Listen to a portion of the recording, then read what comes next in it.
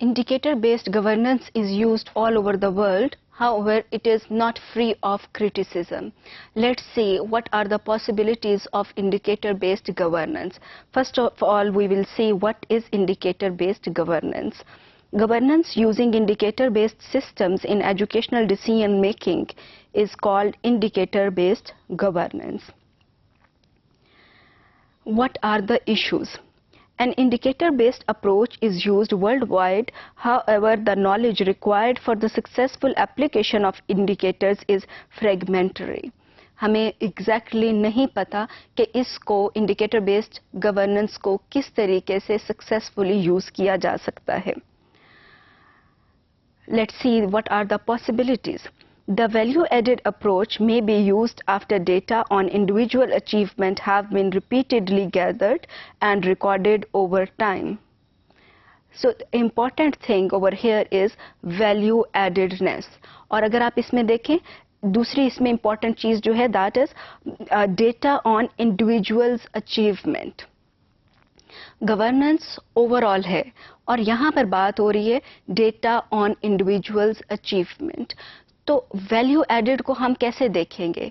आपकी overall educational governance could be wonderful, आपको नज़र आ रही है, लेकिन अगर उससे बच्चे के इंडिविजुअल चाइल्ड के अंदर कोई चेंज नहीं आ रहा, if that governance is not valuable, is not adding value to an individual child, it means that governance is weak, that governance has flaws. So individual achievement जो है वो अगर आपको डेटा ऐसा इंडिविजुअल अचीवमेंट के ऊपर मिल रहा है जिससे ये जाहिर होता है कि there is value addition at individual level, so that can be a useful measure for successful implementation of indicator-based governance. तो इसका ये मतलब हुआ कि आपने इंडिकेटर्स ऐसे बनाने हैं which are measuring individuals achievement, ना कि आपको ओवरऑल आउटपुट्स की बात नज़र आए कि आपके इतना आउटपुट हुआ है, आपने इतने रिसोर्सेज का इनपुट दिया, आपके पास इतना आउटपुट आ गया है.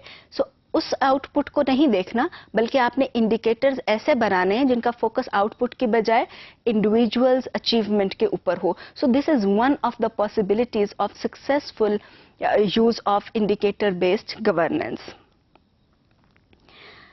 Indicator system may be used to say something about outcomes instead of only outputs. इसकी मैं एक और एग्जांपल देती हूँ कि आपके स्कूल लेवल के ऊपर में भी कि आपने बहुत सारे रिसोर्सेज ले लिए, आपके पास रिसोर्सेज आ गए और आपने उन रिसोर्सेज को may be chart papers, forming sheets वगैरह को यूज़ करते हुए में आपने क्लासरूम को डेकोरेट कर दिया, आपने कॉरिडोर्स को डेकोरेट कर दिया. So that is something happening, that is an output. लेकिन इस सारी चीज़ों का आउटकम क्या है? क्या कॉरिडोर के अंदर जो डिस्प्ले है, आर्ट डिस्प्ले, या क्लासरूम्स के अंदर आर्ट डिस्प्ले जो है, उससे इंडिविजुअल स्टूडेंट्स की अचीवमेंट के ऊपर कोई फ़र्क पड़ा है या नहीं? तो हम जो इंडिकेटर्स यूज़ करें in educational governance, they should not indicate what are the outputs only, they should indicate what are the ultimate outcomes.